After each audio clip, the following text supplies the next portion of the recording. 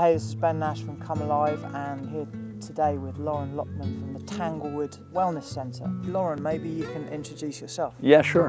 Glad to. I'm originally from Washington, D.C., Ben. I grew up there, and I left the U.S. about 9 years ago, moved my center to Panama, and then 3 years ago to Costa Rica. So today, for the benefit of the viewers, what we're going to be speaking about specifically is hydration, because Loren is an expert on water fasting. First of all, I want to kind of frame it up. What are the benefits for people out there just being optimally hydrated? It's a great question, and it's a big question, because, I mean, ultimately the answer is we can try to narrow down to some specifics. The truth is, the human body is designed to be mostly water.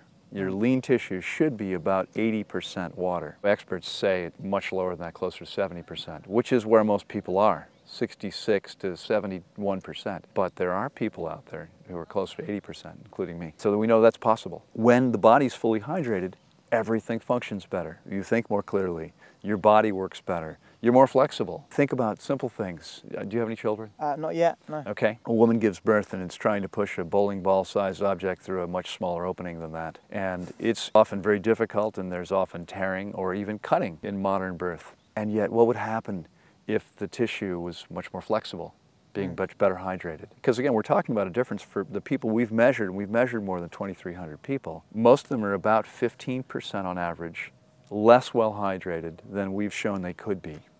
And that's a huge difference. There's really no function of your body that's not going to be improved by taking yourself to full hydration. I remember in your talk yesterday, listening in, you kind of mentioned some quite astounding results that you had with people with that poor eyesight, and I was kind of blown away by that. So maybe could you share a little bit about that? Yeah, sure. The results we've gotten fasting people isn't strictly because of hydration.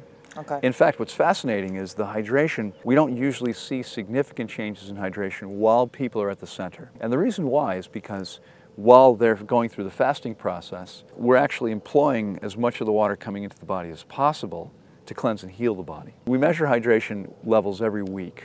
There's no point in measuring them more frequently than that because they don't change that much. But every week, we might see changes of 0.1 or 0.2% typically. So someone goes, they come in at 68% lean tissue hydration, and they might go to 68.2, or they might go to 67.8. Some people are going to be losing hydration if they're not consuming enough. By the time they complete the process, now they can begin to really become fully hydrated.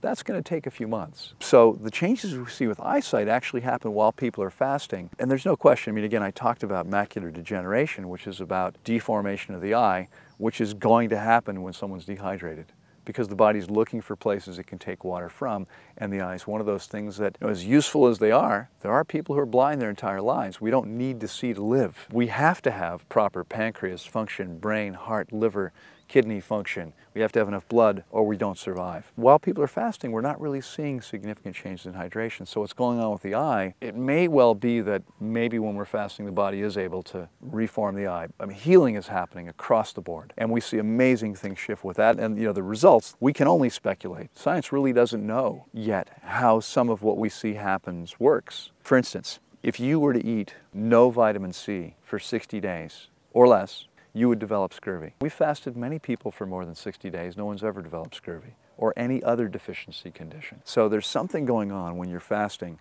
where your body's not needing those nutrients. One theory is that all the nutrients we need are already in the body, and we do see deficiency conditions heal while fasting, which suggests the nutrients were already there, but the body wasn't accessing them. But theoretically, where do we store water-soluble nutrients? The fat-soluble ones are stored in the fat, but the water-soluble ones normally are eliminated from the system. It's not really clear what's going on, except that we rarely, if ever, see deficiency conditions created, and most of the ones that people start with are actually eliminated or healed, even when you're consuming nothing. You mentioned that you're measuring people's hydration, right, like 60%, 67%. How do you actually do that? It's an important point, in fact, because we're not directly measuring it. It's an estimation, and it's supposedly very accurate. It's technology that was actually designed by an American inventor for the U.S. military. The U.S. military, unfortunately, constantly has people in desert conditions, and they can become dangerously dehydrated, and so they wanted to find a way to make sure they were safe. And this technology is, supposedly is 99.5% accurate if you're using good quality measuring tools. Technology is now licensed so that you can probably buy a bathroom scale for 20 or 30 pounds that'll do this. It won't be very accurate. We use something that's 300 or 400 pounds, and it's pretty accurate. And there are things that are even more expensive than that do other things that our devices don't do. The device is called bioimpedance technology, and it's sending microelectric current through your body. And it's called bioimpedance because fat impedes the flow of electricity, of current, because it has no water in it. There's a very complex algorithm, and the machine is able to see how long it takes that current to pass through your body, and then estimates very closely how much body fat there is, how much muscle mass there is, and how much cellular water there is in the lean tissue. Not 100% accurate. There may be conditions and situations where it's going to be more or less accurate than others, but it gives us a really good approximation. Let's say that you're 70 kilos. The device might look at you and say, you've got 35 kilos of water. If you're 70 kilos and 35 kilos of water, the machine's going to say you're 50% water in your body. And that's not an unusual reading. It would probably be unusual for you because you don't have so much body fat. You got a lot of muscle. You're going to be higher than that. You're going to read somewhere closer to 65, 70%, not 50%, which is more common. That's because, you know, if the average person's got 35% body fat, if a third of their body contains no water, then the overall water as a percentage of their mass is going to be relatively low. We know there's no water in fat. We want to know how much water does your lean tissue have? Because that really tells us, I mean, that's everything. Yeah. Are you hydrated or are you not hydrated? Does the hydration of the body affect how much body fat someone has? It certainly could do. It takes water to make fat. So, you know, how much fat is going to be put onto the body when someone's seriously dehydrated, I don't know. That would cost water.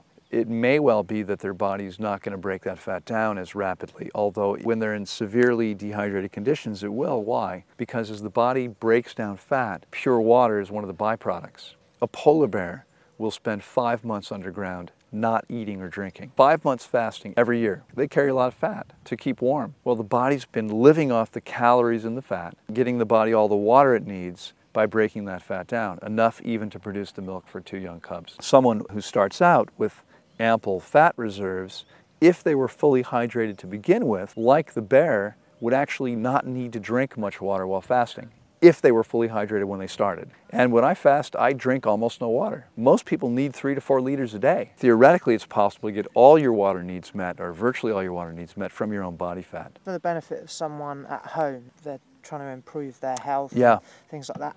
How do they measure where they are now in terms of hydration? Right.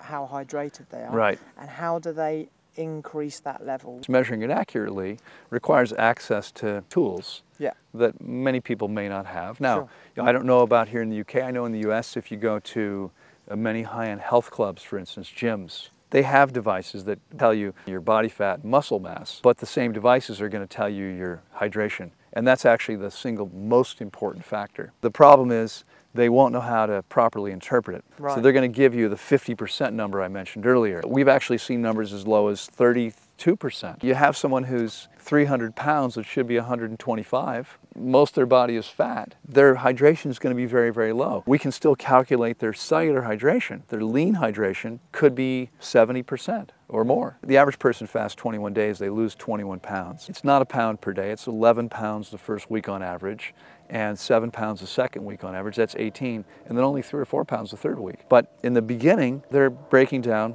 more fat. There's also muscle. And someone who's very lean like myself, 5%, 6% body fat, I'm only gonna lose maybe 12 to 13, 14 pounds, not 21. I've actually had someone who was over 300. We don't know how much because the scale went to 320. We use a device now that goes up to closer to 500 pounds. She lost at least 70 pounds. It's going to vary significantly depending on how much body fat. The heaviest people are often the best hydrated while fasting. Now, it's not necessarily true before they start, and it's not necessarily true after they're done.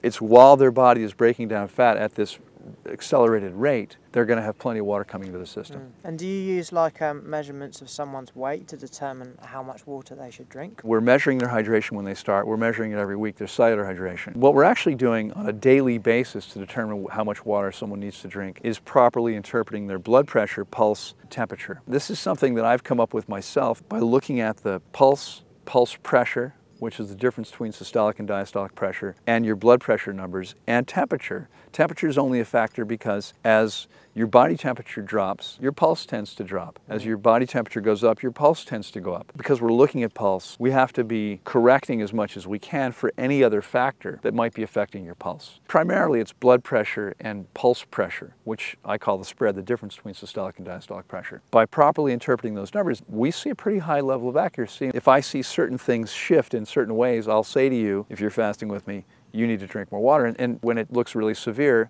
we might say, for the next 4 or 5 hours, I want you to just sip water. Don't do anything else. You know, sip, rest. You're taking in 2 to 4 liters over the course of 4 or 5 hours, which is much more than I would normally have someone drink. Usually it's 3 to 4 liters over the course of a whole day. We want to bring it up, take in almost 1 liter an hour. And if we do that, we then measure the blood pressure, pulse. Again, we typically see much better numbers, which means your heart's not working as hard. Your body's not working as hard. Everything's going to function much better. And we know that by getting your hydration up, your body's actually able to cleanse and heal much more effectively and efficiently because it all depends on water. Just to come back to the measuring, you mentioned going to the gym and there might be some kind of measurements they want. How do we translate that? I know it's not going to be as accurate. First of all, it depends on having enough information. If we have enough data to calculate what your lean tissue mass is, then we take the mass of the water in your body, we divide it by your lean mass, and it's that hydration per lean pound. I'll give everybody my email address. Sure, absolutely. And if you can get these numbers, and you need all the numbers that the machine can tell you, the device can give you. Some people just send me a couple things, not enough data there. Yeah. But if you send me all the data that the device gives you, I will gladly, no charge, interpret it for you and do the numbers. It might take me a while to get to you because I get more email than I can respond to every day. Yeah, sure. But I'll get the numbers to you, I'll tell you what it means, and I'll email it back to you. And you can send me that information at Loren, L-O-R-E-N, at tanglewoodwellnesscenter.com. Center is the American spelling, C-E-N-T-E-R. What are the other important factors to hydration? So, for example, a lot of people talk about electrolytes, essential fats. Yes. Those things, like, I'm not talking about necessarily in a fasting environment, Right. but just on a day-to-day level, what do they need to be essentially hydrated? We've never really seen anybody fully hydrated until they've gotten their body really clean. Sure. Because 5 primary channels of elimination, urine, feces, skin, breath, mucous membranes, all depend on water for proper function. So if someone doesn't have enough water coming in, it's going to be really difficult to get the body clean, and the body's going to be trying to cleanse. So the water's going to be going there without ever really succeeding in getting the job done, and it's going to be very hard to get hydrated. But the way to make headway, I mean, obviously you do the best you can. And the best you can is to stop consuming dry foods, stop consuming diuretics, alcohol, caffeine, whether it's from soda, coffee, or tea. These things are taking water from your body. Spices, herbs, culinary herbs, they take water out of your body. Vinegar, salt. If you're not willing to give these things up yet, minimize their use. It's not a problem here in the UK, but people, for instance, in the US, in Arizona, if you're living in a place that's very, very dry, you want to be even more careful because you're going to be losing hydration to the environment all the time. These are probably some of the most important things that people can do.